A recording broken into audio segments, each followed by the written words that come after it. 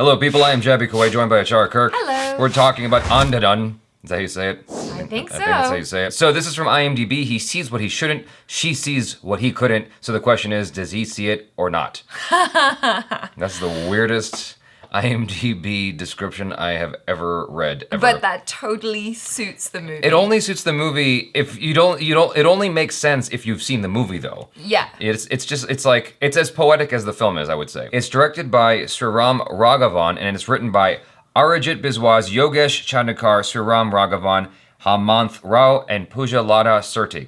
So I feel it is very, very important to highlight these people, these folk, because they did a fantastic job.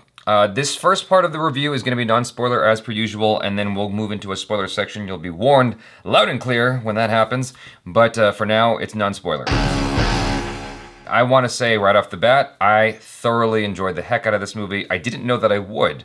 I remember liking the trailer, and in the first stage of the film, I'm like, I don't know, is this going to be good? And then as the film went along, I'm like, oh. Okay, all right then. And by the time you get to the credits, it's like, holy shoot balls. Yes. I was thoroughly impressed with the film. I actually really liked it. And I'm trying to think of what it reminds me of. I meant to look at my DVD Blu-ray shelf before starting this review, and then ACHARA hit record, and here we are. So I'll have to get back to you guys on that. But it does remind me of some other films. The first thing it does remind me of, off the top of my head though, is the filmmakers, the Coen brothers. Like, if the Coen brothers went to India and made a movie, it would be this. I need to watch other films by Sriram Raghavan because I am a big fan of what he did with this movie. It felt like, outside of some obvious Indian influences that I didn't get, I suspected that there was a lot of French and American influences, like old American influences, Right. not necessarily, current. It did have a slight touch of La La Land in there, and I won't say how. You guys have to watch it to know what I'm talking about, but it was so much better than La La Land. So much better. I really, really liked it. I really enjoyed it. I thought it was a really great story. It definitely kept me on the edge of my seat. I was kind of like, throughout the whole movie, because it just when you thought like, oh, okay, I think I know where it's going, it was like, haha, made you look, not really, just kidding, it's completely different now. So like, yeah, it was a really great adventure. I thoroughly enjoyed it. It certainly keeps you on your toes. Yes. And it certainly goes, like you just said, in unexpected directions in a very good way. That's all I can say. It's like you think it's going one direction, and it goes this way, then it goes this way, and you're like, wait, hold on. How are they gonna move to the next? And so you start to ask questions. You're like, wait, how do you go forward from here? And then it does, and you're like, oh, okay. And it's a very, very, very interesting film. Yeah. It's not without flaws, but what movie is? It does have some things where I'm like, oh, I wish they went this way instead, or they did a little bit less here. But overall, I thoroughly enjoyed the acting, the directing, the writing. The music is the one part where I'm like, it's a lot of music, but. He's a pianist. Not in like the Bollywood way. It's just like there's just a lot of piano music, and you're right. He is a pianist, and so that's kind of part of it. Is maybe it's the music in his head. I don't know, but it's like I could have done with a little bit less of that. It's like right from the beginning, they're like, "This is the movie we're doing. There's going to be a lot of piano," and they don't hide it from you. So I mean, in that respect, I give it respect. I'm like, hey, I mean, you made the movie you wanted to make, and you did a damn good job with it. So fuck my opinion. Like you did a damn good job with it. That would be my one thing is the piano and one character thing. I don't want to mention until the spoiler part. But we got Ayushmann Khurrana, Taboo, Radhika Apte, Anil Dhawan, and a couple others here who I'm not familiar with. But Radhika Apte, as usual, is awesome. Yes. She is definitely one of my favorite actresses. Just like she's just really, really, really good. I'm more aware of her than I am of most American actresses, just because of the body of work she's done. Just in the recent years, I'm like, wow, she is such a powerhouse. She's committed. I really appreciate her craft. Taboo did a great job. Yes. I can't say why. Until we get to the spoiler part. And Ayushmann Khurrana, same thing. Like, great job. I wasn't sure how I was feeling initially. I'm like, okay, let's see what, because I'm not super familiar with what he's done. I may have seen him and just don't remember, but like, I wasn't certain. And then as the movie went on, I'm like, oh, this guy's good. Like, he's really, really good. I mean, in fact, the whole cast, even people I haven't named, the whole cast is great. This was a very, very well casted film. I gave it 5 out of 5 stars on Stardust, which ACHARA disagreed with. She has her issues, which she'll explain more in a minute. But yeah, like I thoroughly enjoyed this. I really want all of my friends to watch this. I want to get Skeeter and Centel and everyone to watch this because I thoroughly enjoyed it. So let's go into the spoiler part now so that we can be more open. If you guys haven't watched it yet, please go watch this film and come back to the comments and let us know how you feel. Or, I mean, come back to this part of the video, watch the rest of it, and then smile, and then let us know how you feel. Yes. Be honest, be verbose. Ha. You know the drill.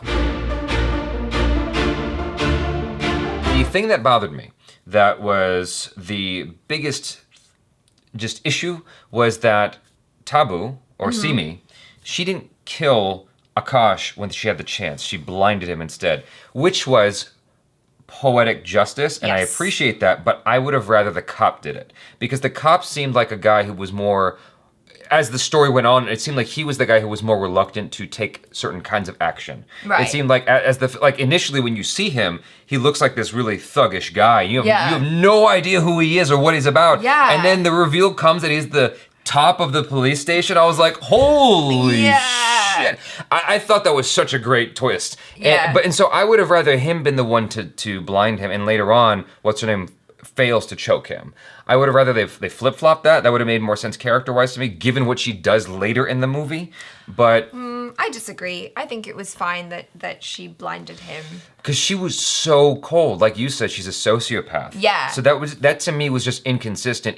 It was inconsistent that she would have the, what do you call it? That limitation in terms the of empathy, the mercy. her empathy. Yeah. But like having the limitation in terms of the sheer evil that she's willing to exert on just anybody to get what she wants. I almost feel that her blinding him is more cruel because the whole point is, well, who's going to believe you? You're blind. You're actually blind now. That is Who's true. going to believe you? That is true. I'm safe. It was just a little inconsistent because she gave him the bakori or whatever it was, the little... The sweet. Yeah. Yeah. What is it called? I forgot. Okay, well, she gave him some kind of thing. He ate it. And then that made him pass out, but she also tried to poison him with the drink. Yeah, just, extra. My point is, her initial intent wasn't to blind, well, as far as I could tell, her initial intent wasn't to blind him. Yeah. It seemed like her initial intent was to murder him. Well, now that you mention it, maybe that is like a bit of a plot hole, but I didn't really mind it in the moment. It's something I definitely forgave because I was caught up in the adventure of the movie. But like looking back, that's the one part that I would have maybe changed. The other thing that bothered me, like I said, was the music. Not that I hated the music. There was certainly a lot of great music throughout the film. Yeah. But it was just at a certain point, I'm like, okay, this is a lot. I don't know why.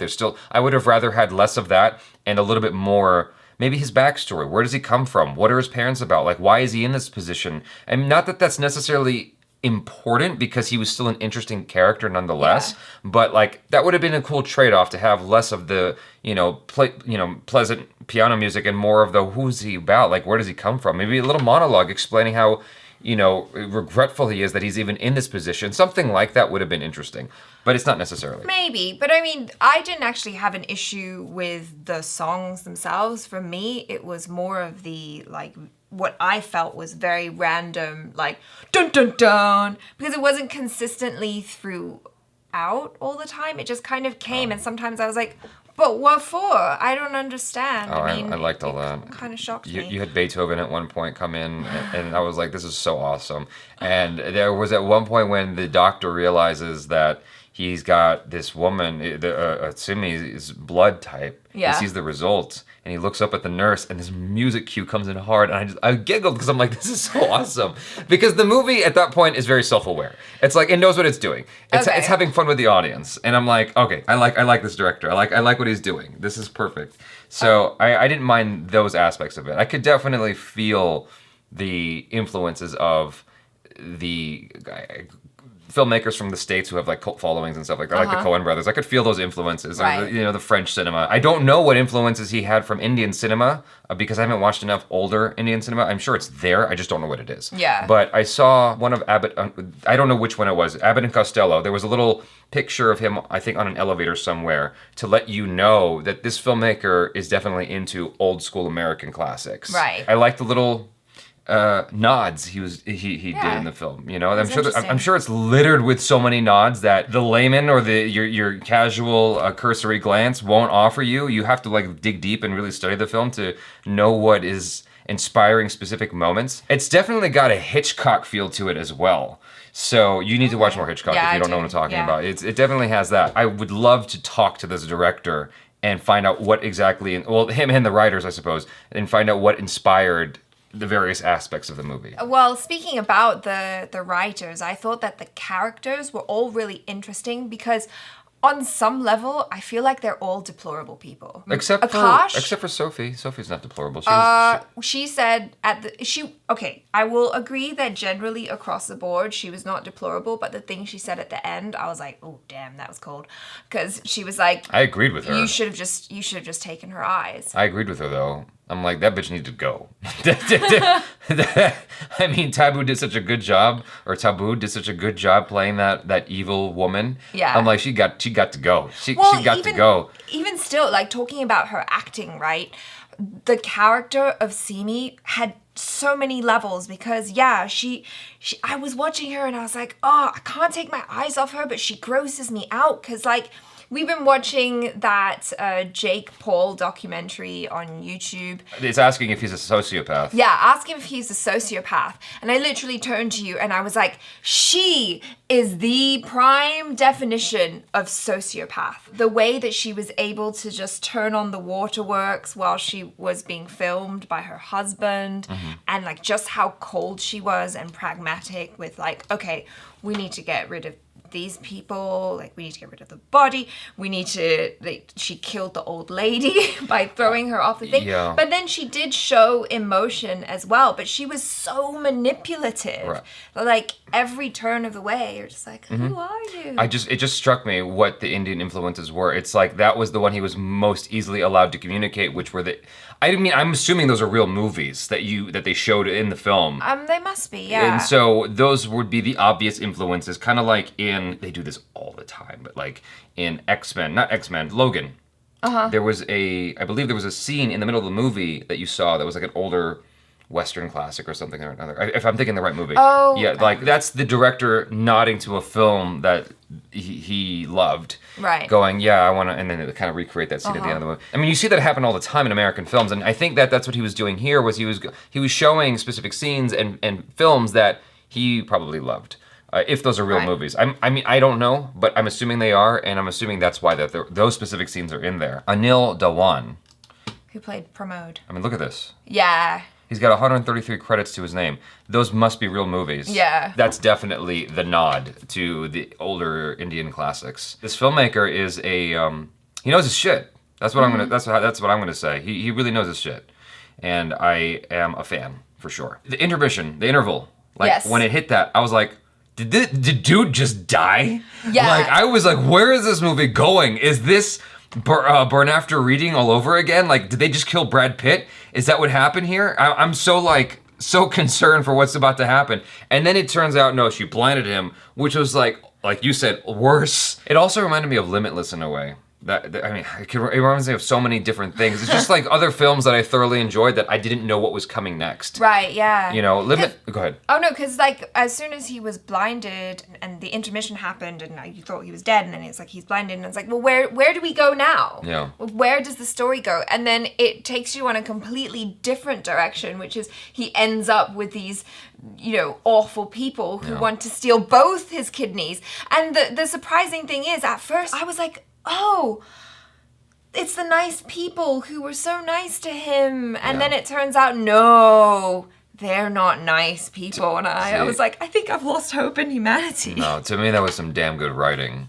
That was really good writing because it was the most unexpected thing. You think these people are really nice. They're feeding him. They're taking care of him. And then it turns out they're harvesting him for kidneys. It's like, wait, what? And then he ends up working with them, and then they turn against him again, and it's just like, you can't predict what's about to happen next. It's awesome. Like, I just really, really enjoyed.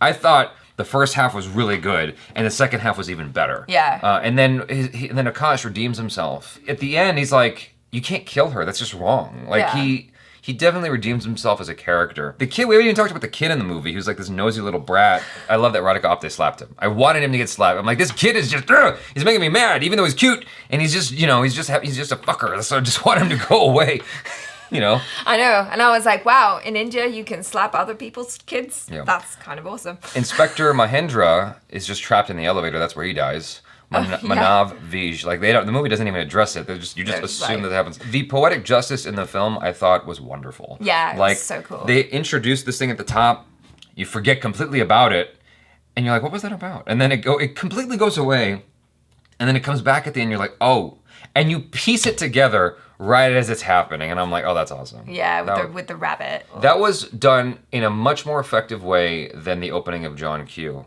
John Q did a similar thing where it introduces this woman who gets into a car accident, and you have no idea what this woman's about, and then she ends up coming back at the end of the movie because she's a donor. To save like this kid's life. So I'm ruining a whole bunch of shit for you. I've never watched that But movie. you're never going to. So, but yeah, so I thought this was a much more effective way of doing that trick where you introduce something at the top, you set it up, and then it pays off at the end. Yeah. I thought that was really cool. That was, yeah, I liked it. And I don't know if this is correct, but this is kind of what I got from the movie, but I thought it was an interesting theme that they introduced in the beginning with the blind rabbit and the quote and stuff like that. And it's like, maybe we're all just like blind people wandering around trying to find our way in life. Yeah. And like this whole story, the protagonist, he's just blundering around and he's incredibly lucky. A lot of things happen to him that are really bad, and somehow he manages to escape them, like barely. Yeah. And I thought that was really cool. I thought that was great scene work in the film too. Like, I don't know if it was the actors deciding it or the director working with the actors. It was probably both. But like that scene when Inspector Mahendra goes with Akash to his house and he's like testing him and seeing if he's blind and whatever. I was like, it's just so well done. And you're like holding your breath the entire time, because I was trying to put myself in his shoes. Like, what if the guy threw a knife at me? Would I flinch? Well, that's the thing is the movie set it up really well because consistently, whenever someone tried to mess with him, he was doing such a good job, and he's holding character until the gun came out. Yeah. It's like, dude, you just needed to keep it going. Yeah. So he's all like, ah! Yeah, the cat was out of the bag at that point. Yeah. I thoroughly enjoyed this. I hope you guys did too. Let us know your thoughts in the comments below. Be honest, be verbose. And I would love to interview Saram Raghavan and the writers of this movie. I'd love to talk to you guys and just pick your brain about, the inspirations of this film and everything. I am such a fan. Wow, such a good movie. So, you guys, thanks so much. I'm Jaby KOAY. This is ACHARA KIRK. Peace out.